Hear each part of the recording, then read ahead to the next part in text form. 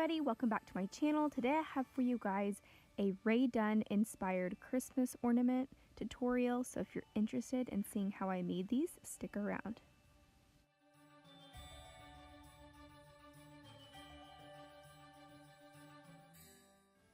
So I made these using my Cricut Design Space application, and to start with, you're going to want to make sure that you have the font downloaded.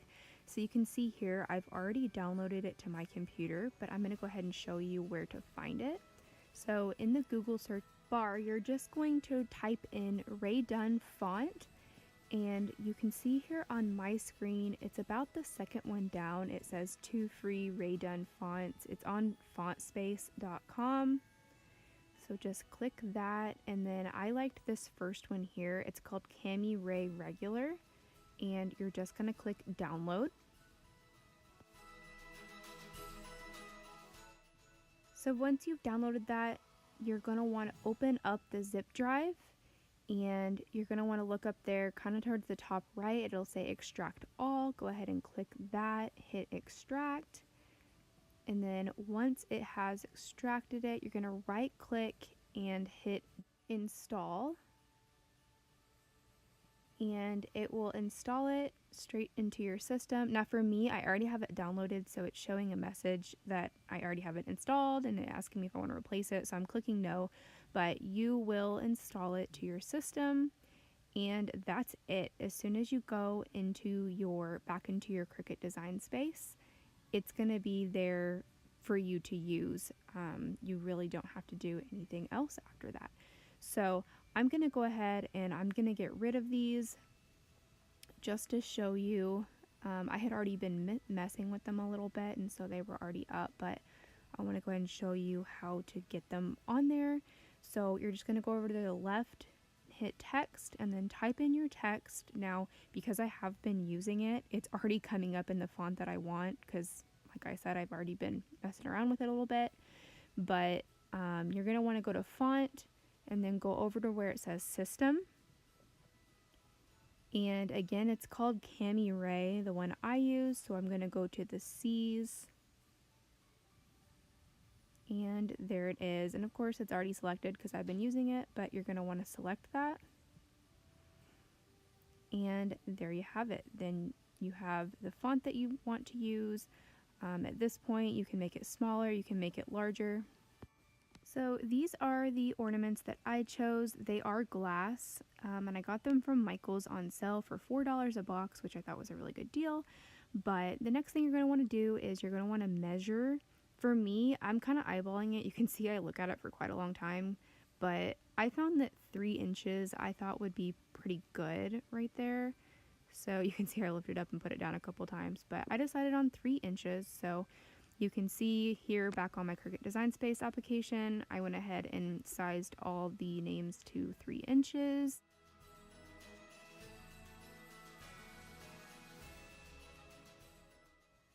So if you're using a Cricut machine, make sure that you have the little dial turned to vinyl, because that is what we are working with. I know on some models you actually do it on the computer, so it just depends on which Cricut you have.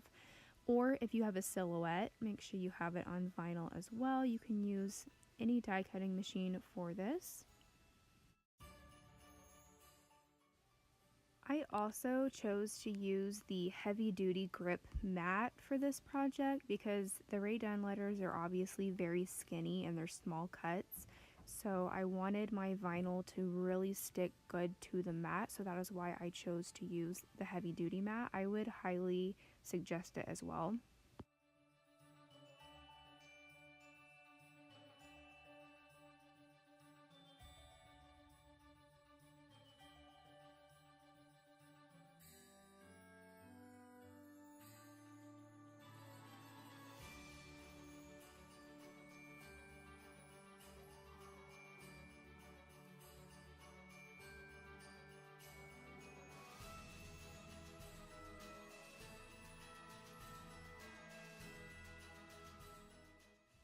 So after the machine is done cutting, I am just going to take my knife and I'm going to cut away the unused vinyl. That way I can use that again, and it just makes it easier to work with when I take off the vinyl from the letters.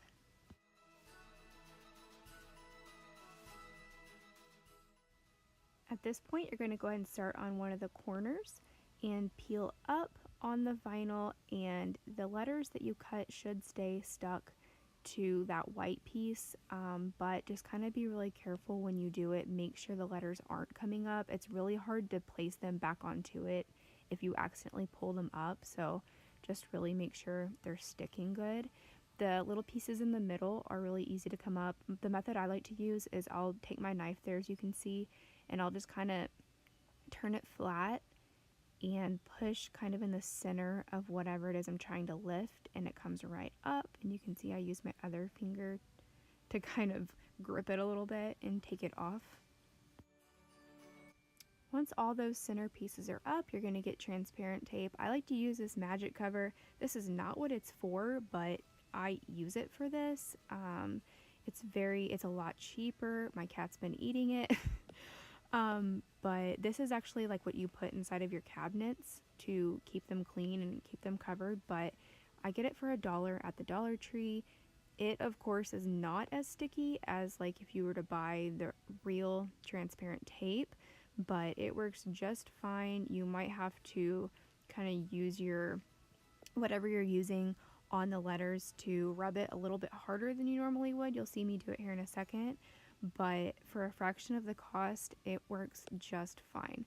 So I like to start at the center, and I kind of rub my fingers on it going out, and you can see I'm using my tool here to push out any air bubbles and just make sure that it's sticking really well. You want to use a lot of pressure when you do this, because the harder the pressure, the better that it's sticking to that transparent tape, which of course this isn't actual transparent tape, so I'm really having to push hard. But after I get that on there, I am going to go ahead and start sectioning off my words, and there's absolutely a way to fix this on the application to where you can space everything out and it'll cut that way, but this saves vinyl and I don't mind just cutting it out this way. So just very carefully cutting in between each word.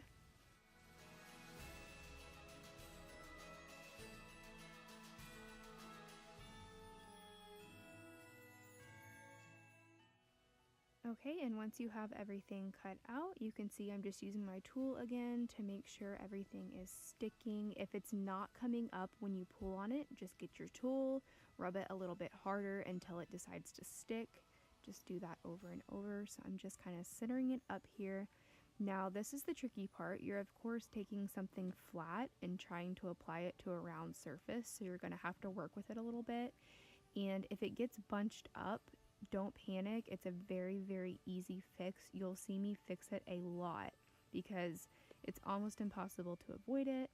But one of the tips is just starting from like the bottom or the top and then kind of working that way. One thing you don't want to do is if you're trying to reposition it, you don't want to pull really hard because the vinyl can stretch. And then once the vinyl has stretched, there's no fixing it after that. So you'll see here I had some air bubbles. I'm just taking my little knife and I'm very, very carefully, and even when I'm peeling it back, I'm doing it very, very carefully as to not stretch it, because you don't want to stretch it.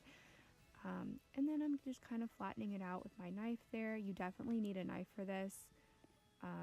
It's extremely helpful. As you can see, I'll be using it a lot. And a lot of the times when I put my knife underneath the air bubbles, it fixes itself without me hardly having to do anything else, you'll notice.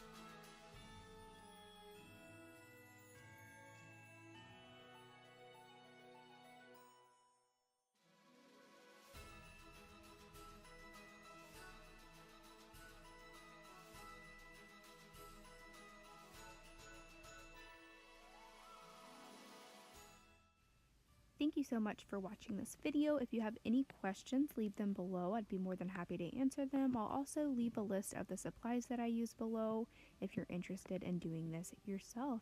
If you guys enjoyed this video, please give it a thumbs up. And if you're not already subscribed, I would love it if you would subscribe to my channel. If you guys have a great day. Bye!